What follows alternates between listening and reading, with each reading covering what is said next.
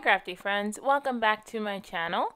Today I'm sharing another memory planning spread with you. I had so much fun with the memory planning spread I did for week 3, which was kind of an experiment, that I decided to go back and fill in week 2, which was the gap in my memory planner. And for this I'm using the Celebrate Story Kit from Ali Edwards to document week 2 because there was a lot to celebrate in this week. This week I had pinning, I had my wedding anniversary with Joshua. It was our second wedding anniversary. This week they also announced the Ali Edwards design team, which I am super fortunate to be a part of. And so there was just a lot to celebrate this week, and the Celebrate Story Kit was perfect for documenting it. Now this week I'm using a template from Shannon Pages, and for my week 4 memory planning spread, I'll be showing you like a behind the scenes workflow, like how I set up for the week, so you'll get to see it from start to finish. But I'm using a template from Shannon Pages, and that is how I sized all my cards and my photos down. And so you saw all I was doing was kind of figuring out where I wanted things to lie. I like a bit of balance in my spreads, and so I was just moving photos and cards around with the journaling and filler cards. So this stamp set you see is from Kerry Bradford's studio, and unfortunately it is out of stock, and Kerry has already restocked it twice, and so she will not be restocking it for a third time, which is really sad because this is a great stamp set if you didn't get your hands on it. I actually didn't buy it the first release because I didn't know if I wanted it, and then when she restocked it and said that she wasn't stocking it again, I immediately snatched it up and put it in my cart. And I'm using this to stamp the days of the week down. So I used some chalk inks this week. So you saw my chalk ink stash. I was trying to find what colors worked the best with the colors in the the Celebrate Story Kit. And this story kit had so many colors to choose from that I had no idea what to use. But I really liked that blue that I had my journaling on, and so that was the blue that I pulled from for my stamp. And so I'm using the chalk ink in Aegean, I think that's how you say that, Aegean blue, to stamp the days of the week across the top. Now, I wasn't sure if I wanted to include a number or how I was going to include a number, but I just opted to not include a number this week, and so I just stamped the days of the week. So what you're watching me do is actually prime my stamp. So there's a few ways you can prime your stamps. You can stamp a few times on a bit of scrap paper, which is what I did with the Monday, but that takes a really long time. The other way you can prime a stamp is just taking a pencil eraser and rubbing the eraser along the stamp. That also roughens and primes your stamp. And the final way you can prime a stamp is by rubbing it on the back of your hand. Something about the oils on our skin and the texture on our hands just tends to loosen and prime a stamp, and so that's what I did with all of my days of the week. And you see I get some pretty crisp images. I imagine that some of the skipping in the images is from the ink that I'm using, because chalk inks are never mind. I'm not even going to pretend to know what kind of ink chalk inks are.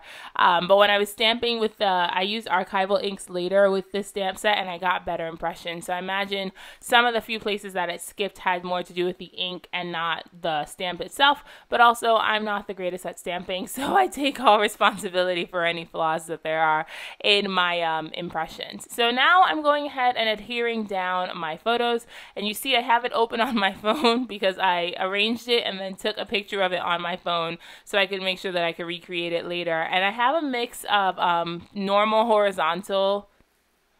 vertical photos and cards and horizontal photos and cards, and I like the way that looks. It almost looks like a Project Life spread where you have the mix of 3x4s and 4x6s, and the reason I did that was because some of my photos were horizontal, and so to balance out the horizontal photos I had to make sure I had horizontal cards. Just again, this is all just to achieve balance across both sides of the spread. And I'm using primarily the Celebrate Story Kit, and I end up pulling out some embellishments from Color Cast Designs. But you see I have that like Celebrate All the Stuff card, We Were Together, I Forget the Rest card. I finally fixed my printing process. I was having a bit of issues printing from my new computer, so I finally fixed my printing process, and like all my cards are printing so much more true to life than they were before. By switching my paper and switching the setups in my printer, I'm getting much better prints now, so I'm super happy, and it is all working out so well. This new computer is literally like a godsend, you guys. You have no idea how much I struggled with my old brick of a laptop. And so finally getting an upgrade and moving on to a machine that actually works the way it's supposed to is a treat, a absolute treats. And so you see, like, the prints actually look really good, and you'll see in the photos that I share on Instagram that they're very true to color compared to the stuff that Ali sent out, and they just look so good. And the paper, I've switched my paper, actually. I'll link everything in the description box. I've switched the paper that I'm printing my cards and stuff on. I used to print on Epson presentation paper matte. I've actually switched to printing on on matte photo paper. So I've been printing my cards and stuff on Canon matte photo paper, which is priced about the same as the Epson presentation matte, and I just feel like I get better prints that way. So here I pull out a bunch of wood veneer from Colorcast Designs. Jessica has a ton of sets that is kind of designed for memory planning and for like weekly documenting. So she had that set that had different ways to write out January. So I pulled out that one that just had the 3 letters and put it on the bottom right. And then I grabbed that week 2 circle. And then she had a pack of a pack of wood veneer circles that just had different phrases. So I grabbed the one that said cherish moments. I kind of like this, and this is our happy place. There are some that are like really positive sentiments, and there are others that are like less than positive sentiments. And then to fill up that sidebar, because I didn't have a plan for that sidebar when I printed out the template or when I designed my cards, I actually just grabbed a 4x6 kind of patterned card from the story kit, cut it down to 2 inches wide, which is just about how wide the sidebar is, and then I layered that Celebrating Joy's piece over it. I loved the red because there was that huge red card on the right side, and I thought that pop of red looked really good against that mint green diagonal striped card, which is what I used for the sidebar. And so, like I said, the stories that I'm telling this week are all celebration stories. So I have 2 pictures from pinning. There's a picture of my entire class, and then there's a picture of a few of my friends and Noah and I holding up some RN balloons. I have a screenshot from a anniversary post that I shared on Instagram about Joshua. My coworkers bought me a cake the day after pinning to celebrate me like making it through nursing school. So that's the picture you see down there. Congratulations, Tashiana. And again, some of these stories might pop up, well, some of these photos might pop up again in my monthly project life overview. Like, pinning is definitely going to pop up again, and our anniversary is definitely going to pop up again, but it'll be different photos, and there'll be a space to tell longer stories. My thought process for this memory planning layout is just a way, if I wanted to flip through and just see what my weeks looked like without going in depth into what the week, like what was happening and my emotions and everything, there are very few feeling oriented stories on this, and just more fact-based. So, like, perfect example, my journaling for pinning just says celebrating big wins today, like making it through nursing school, like giving speeches, like receiving my nursing pin, like the culmination to 1 million sleepless nights and a reward bigger than I could have dreamed, celebrating making it, successes, and the first step towards achieving bigger and better. Short and sweet. There is so much more I plan to say about pinning in my monthly project life review. And again, I want to do a lot more feeling-based journaling, but on this small scale, there isn't much room to tell these bigger stories. So my thought process is, if I just keep this small and sweet, I can flip through and go, okay, week 3, this happened. Okay, the same way people do project life. It's just the 9 by 12 or 12 by 12 weekly project life was just not approachable for me. And this memory planning feels really, really good.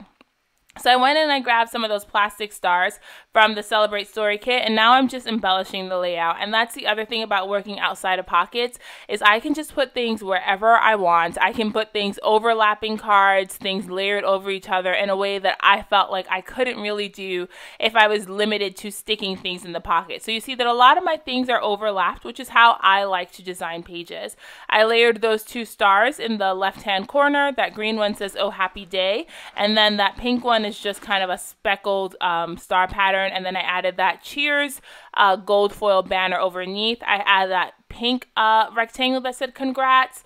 There's that blue banner that said yay that I layered over the picture of the Ali Edwards design team announcement, and I am just stapling that all down and working on it. So here we go. For my journaling about being on the DT, it just says made the design team of my dreams, and if that's not worth celebrating, what is? So grateful for the chance to tell stories with such intentional products alongside such a dynamic and awesome group of memory keepers and storytellers. Really quick.